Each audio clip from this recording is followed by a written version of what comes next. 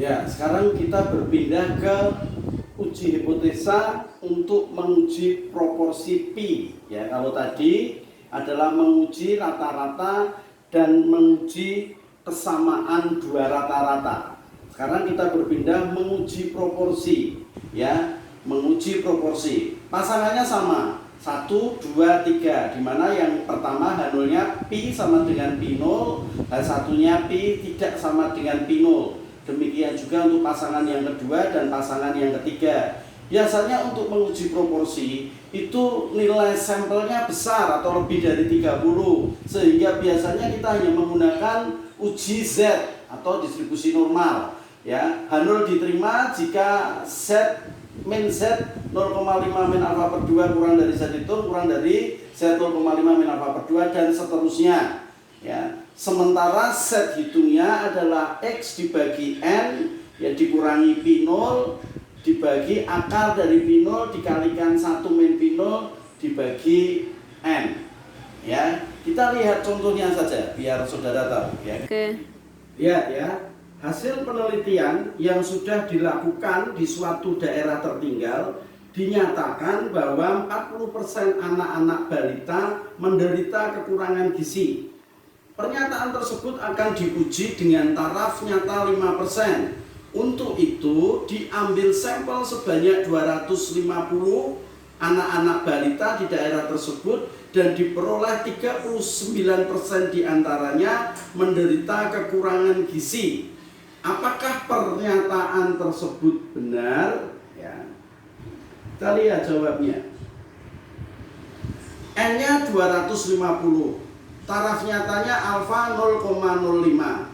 P0-nya adalah 0,40.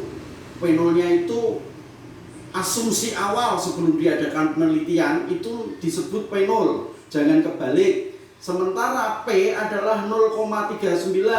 Ya, P itu adalah proporsi setelah diadakan penelitian.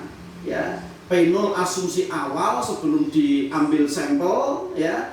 Sementara P adalah bukan asumsi lagi tetapi proporsi sesudah diambil sampel tadi. Ya.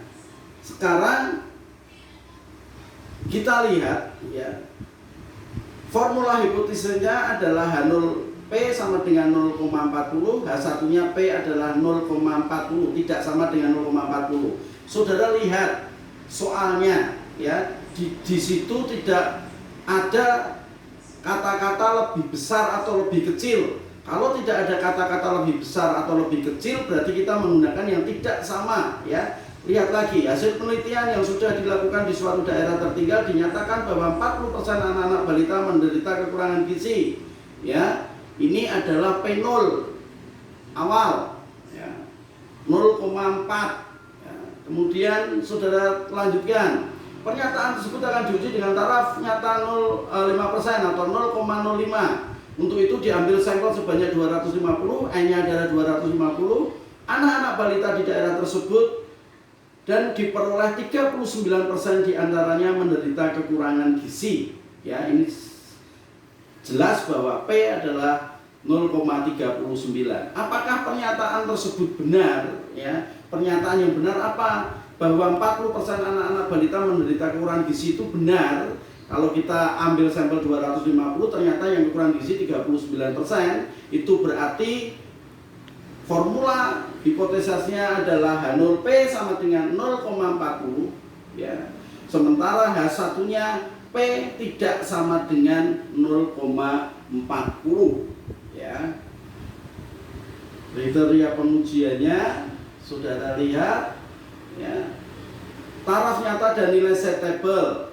Set tabelnya alfa 0,5 ini biasa kita cari, sudah terbiasa ini, ya. Setnya berarti 0,5 dibagi 0,05 dibagi 2. Setnya ketemu 0,475. Kalau saudara lihat di tabel set, 0,4750 itu adalah 1,96.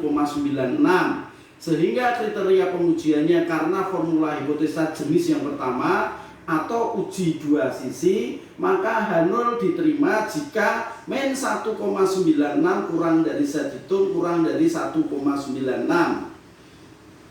Sedangkan setelah kita lakukan uji statistik, set hitungnya itu adalah P dikurangi P0 karena bentuknya sudah prosentase ya, tinggal masukkan, ini mudah ya. P-nya adalah 0,39 sementara P0-nya adalah 0,40 dibagi dengan Pi atau P0 adalah 0,40 ya, dikalikan 1 min 0,40 jadi 0,40 dikalikan 0,60 dibagi 250, ketemunya adalah minus 0,33. Kalau saudara masukkan ke dalam kesimpulan tadi, saudara sudah tahu bahwa set hitungnya itu akan diterima apabila antara min 1,96 sampai 1,96. Sedangkan ini ketemunya adalah min 0,33 ya, bahwa betul ya, min 0,33 itu terletak di antara min 1,96 sampai 1,96. Di situ ada min 0,33. Berarti apa? H0-nya diterima ya. Pernyataan asumsi awal bahwa H0 itu sama dengan 40% itu diterima, atau memang benar bahwa 40% balita menderita kekurangan gizi. Ini saya kira sudah jelas untuk uji proporsi ya. Terima kasih.